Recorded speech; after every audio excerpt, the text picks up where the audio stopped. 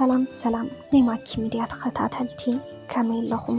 ንሎሚ ሕፅር ዝበለትን ኣዝያ መሳጢትን ምኽሪ እተድልያ ዛንታን ናባኹም ሒዝናልኩም ቀሪብና ኣለና። ነዛንታ ክሳብ መወዳእታ ብምስማዕ ነዛ በዓልቲ ዛንታና ሓሳብ ርእቶኹም ኣብ ናይ ኮመንት መጽሓፍ ቦታ ግደፉላ።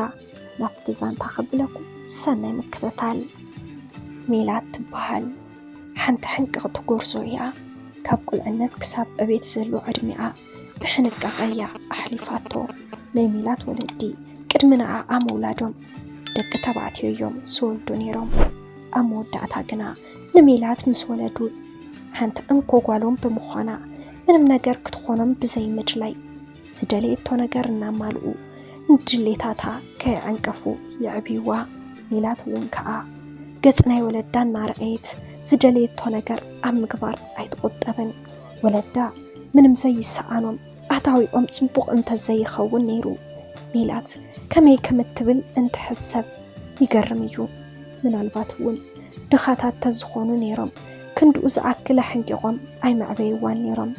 ግና ስለ ዘለዎም ከም ድላያ ንኽትኸውን ነፃነት ይህብዋ። ኣብ ንእስነታ ከም ቆልዓ መጠን ምስ ብዙሓት መማሕርታን ጎረባብታን ምጽዋት ትፈትዋላ እኳ እንተነበረት ግና ከዓ ብዝነበራ ጸባይ ቀልጢፋያ ተባዒሳቶም ናብ ገዝኣ ተኣቱ። ግና ከዓ ናይ ቆልዓ ምበኣስ ንግዚኡ ስለ ዝኾነ ቀልጢፋ ተዓሪቓ ከዓ ናብ ጸዋታኣ ትምለስ። ሜላት ካብ ባህርያታ ካልኣይ ጽቡቕ ጎኒ ነይሩዋ። ሜላት ምስቲ ዝነበራ ሕንቃቐ ክበዝሕ እንከሎ ብጣዕሚ ለጋስን ንሰብ እትሓሊ ሰብ እያ። ካብቲ ዘለዋ ንሰባት ምክፋል ብጣዕሚ እያ ትፈቱ።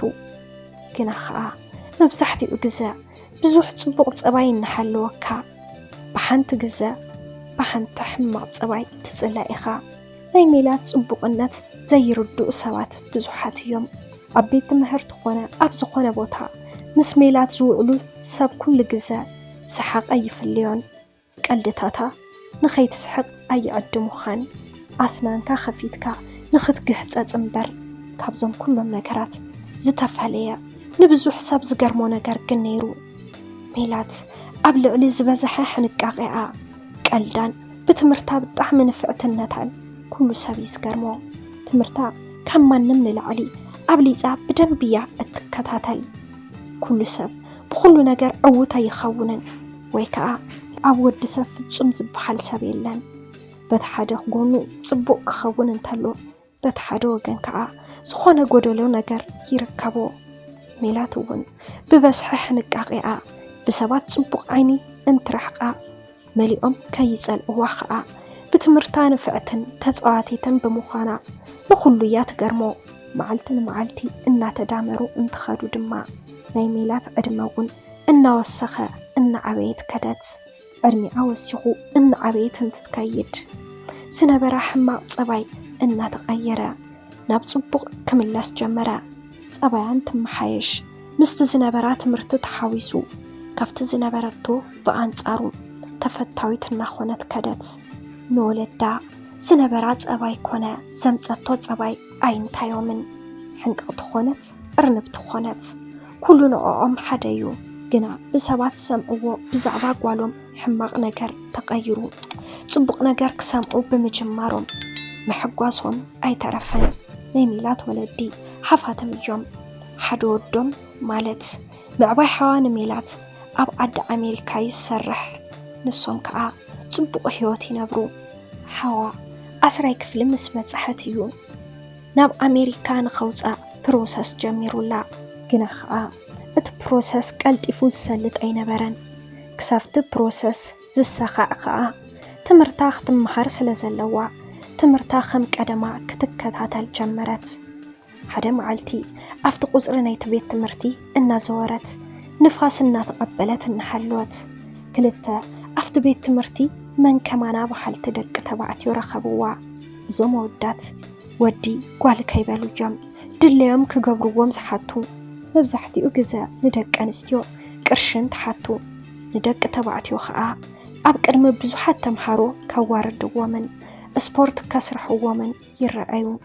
ኣብቲ ዕለት ንሜላት ደወበልዋ። ብዛዕባኣ ዝሩብን ዘይዝሩብን ይዛረቡ።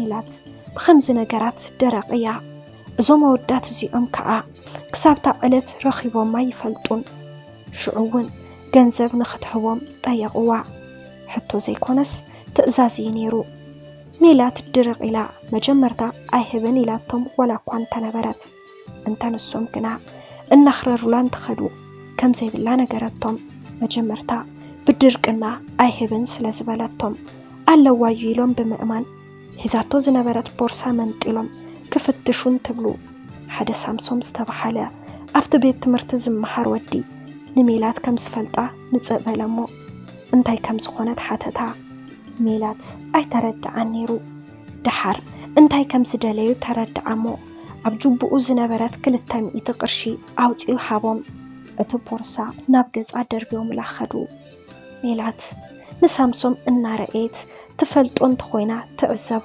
ግና ከዓ ብደንብ ዋላ ይኹን ኣብ ናቶም ክፍሊ ጎኒ ከም ዝመሃር ዘከረትሞ ንዝገበረላ ውዕለታ ኣመስገነቶ ንሱ እውን ምንም ከም ዘይኾነ ገለጸላ እዞም ወዳት ንሳምሶም ጽቡቕ ዕድል እዮም ፈጢሮምሉ ምኽንያቱ ብሰንክቶም ወዳት እውን ክላለያ ክኢሉ እዩ ብውሽጡ እውን እዞም ወዳት ለሞዓንቲ ገና ጥዑይ ስራሕ ሰሪሖም ክብል ሓሰበ እናዕለሉ ክሳባት ክፍሎም በጽሖሞ ነናም መምሐሪኦም ኣትዮም ተመሃሩ ንጽባሒቱ ሜላት ንሳምሶም ንዝገበረላ ውዕለታ ንኽትምልስ ደልያ ኣብ ዕረፍቲ ኣብ ደገቲ ክፍሊ ተጸበየቶሞ ተታሒዞም ናፍቲ ናይ ቤት ትምህርቲ እንዳሻሂ ኣተውሞ ኮፍ ኢሎም ክዕልሉ ጀመሩ ጽቡቕ እናዕለሉ እናስሓቁ ለስላሳ ነገር ሰተዩ ካብቲ ዝሓለፈ ሽዑ ጽቡቕ ንናይ ውሽጦም ኣዕለሉ ጽቡቕ ናይ ዕረፍቲ ግዜ ሕለፉ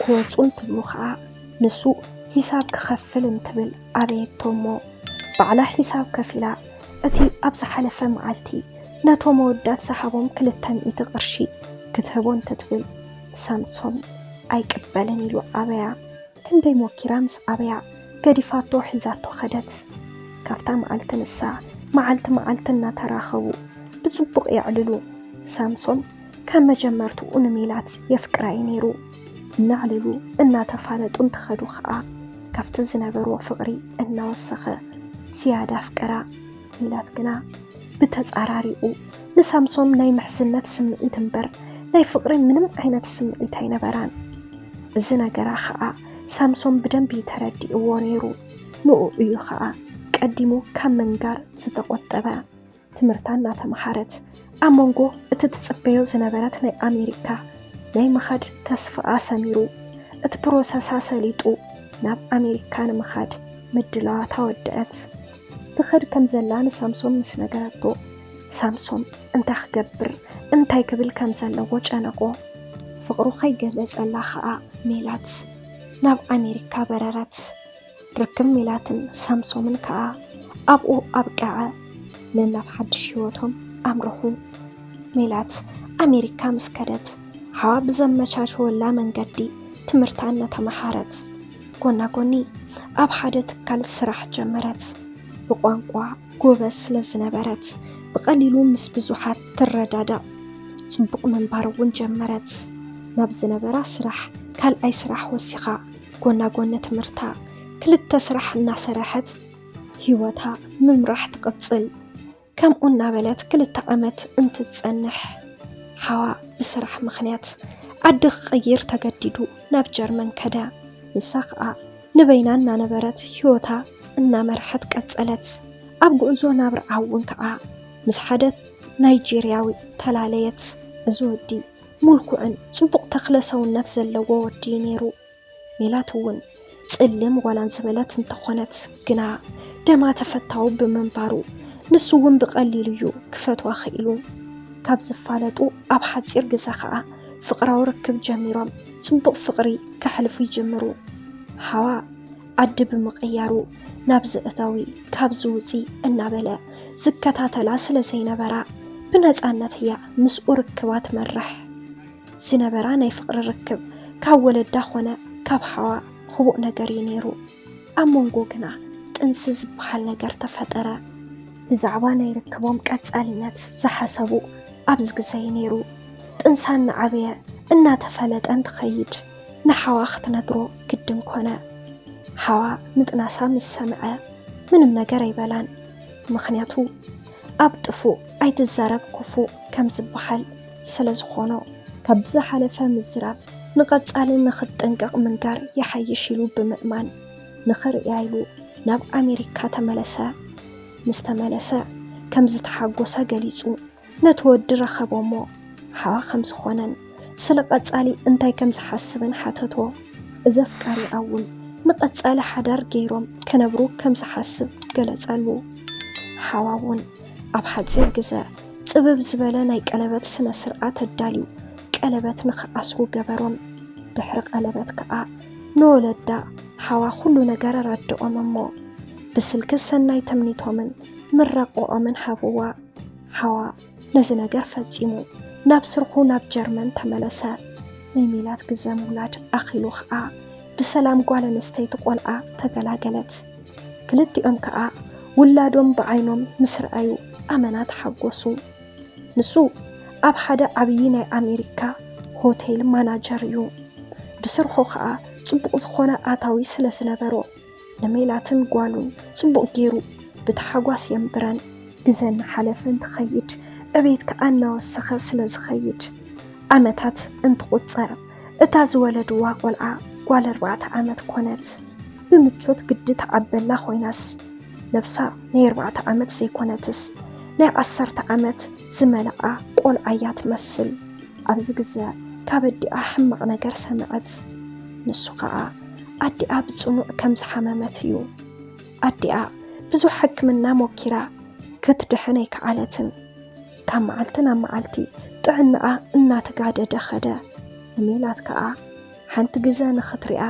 ከይሞተት ሓንቲ ግዜ ዓይንና ዓይኒ ንኽረኣያ ሓተተታ ሜላት ብጣዕሚ ተጨነቐት እሞ ክትኸድ ሓሲባ ንበዓል ገዝኣ ነገረቶ በዓል ገዝኣ ግና ክፈቕደላ ኣይከኣለን ንሱ ብዛዕባ ናይ ወለዲ ፍቕሪ ምንም ነገር ኣይፈልጥን ብቁልዕነቱ እዩ ተደብርዩ ኣብ መዕቆቢ ህፃናት ዓብዩ በዚ ዝተለዓለ ከዓ ሜላት ክኸይድ እያ እንትትብሎ እንተ ኸይዳ مستملست ናብ ገዝኡ ከም ዘይተኣቱን ሓዳሮም ከም ዘይቕጽልን ገለጸላ ኣብ ልዕሊኡ ከዓ ንጓሎም እውን ኣይትወስድያን በላ በዚ ዝተለዓለ ሜላት ኣብ ክልቲኦም ተቐርቀረት ናይ ሰብኣያ ቃል ገዲፋ ናብ ኣዲኣ ከይትኸይድ ሓዳራን ጓላን ክትኸስር ኣይደለየትን ነዲኣ ገዲፋ ስቕ ከይትብል ከዓ ኣዲኣ ክሳብ መወዳእታ ክትመውት እያ በዚ ከዓ እንታይ ከም እትገብር ጨኒቁዋ ኣሎሞ